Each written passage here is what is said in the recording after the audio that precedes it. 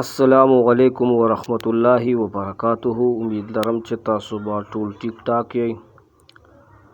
دا جی تاسو سره مونږه یو ویډیو شیر کوو د ضلع صوابای انډسټری ایریا دا کوم چې دا کارخانې ویل کېږي دا ټوفای کې دي. دلته د پاکستان د ټول نه غټې غټې کارخانې دي. هغې کې چراټ ته سیپس ټیکسټایل دی او نور هم مختلف کارخانې دي. دلته ډیر د لرې نه خلک راځي او خپل کار روزګار کوي. څوک پاتې کېږي او چې کوم نږدې نه هغوی بیا کور ته واپس تګ کوي. دلته مزدوران له ډېره ښکلې تنخواه ورکوي. بل یو سیف ځای دی، ډېر ښایسته ځای دی، پرسکونه ماحول دی. دلته کې ډېر د لرې لرې خلکو کارخانې دي. دلته ورسره پاتې کېږي هم، رهایشونه هم دي. کارخانو نه چار چاپېره ډېر ښایسته کلي دي چې هغې کې ګندب کلی دی، بیسک کلی دی او داسې مختلف په باره چې څو ورځې نو ډېر بلاشی کلي آباد دي. دا اوس چې تاسو کومه ویډیو ګورئ نو دا مونږ بیسک طرف ته راغلي یو. بیسک هم ډېر ښایسته کلی دی، اصلت ډېر زیات ښایسته دی. میلمه دوست خلک دي. که کله هم تاسو ته موقع میلاو شي نو بیسک کلي ته چکر لازمي راولګوئ.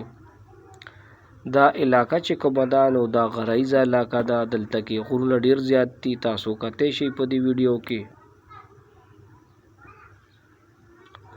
د ګرمۍ موسم دی، جون میاشت ده، 14 تاریخ دی.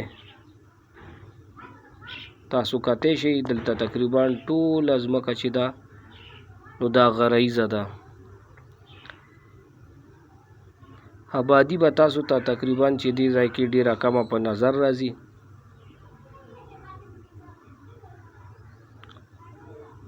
دلته کې د خلکو انحصار ځان له کیتی باړي ده، څاروي ساتي او دې کارخانو کې ډیوټي کوي، په هغې خپل ګزاران کوي.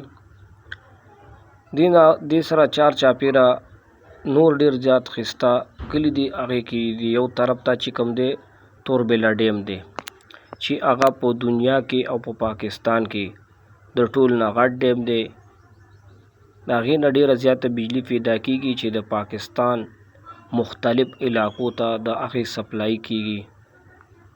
د هغې نه مختلف نهرونه وتي دي چې د هغې په وجه باندې د ضلع صوابای او د نورو علاقو ځمکې ډېرې زیاته زرخیزه دي.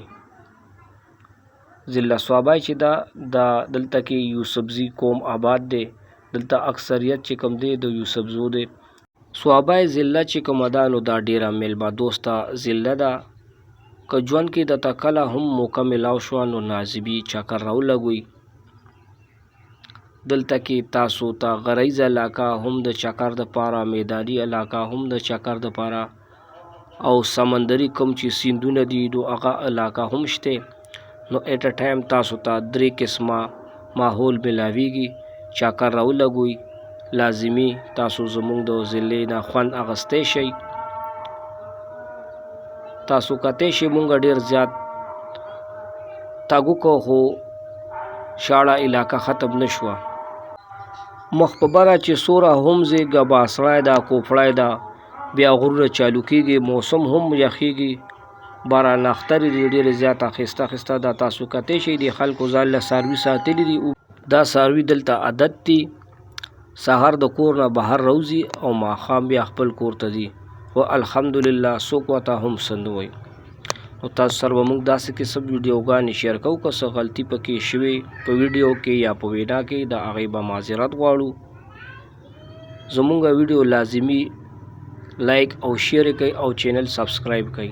دې سره موږ ته ستاسو د طرف نه حوصله افزایي میلاویږي. انشاءالله میلاویږو په نیکسټ ویډیو کې. د الله په امان.